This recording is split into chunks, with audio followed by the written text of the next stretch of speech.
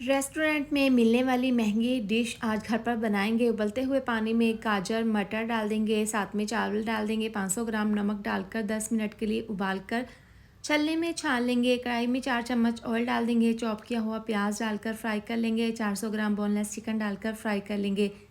1 चम्मच फ्रेश लहसुन अदरक का पेस्ट डालकर मिक्स कर लेंगे। नमक हस्बे ज़रूरत, धनिया पाउडर, कुटी हुई लाल मिर्च, पिसी हुई काली मिर्च और ज़ीरा पाउडर डालकर मिक्स करके 2 मिनट के लिए कवर कर देंगे।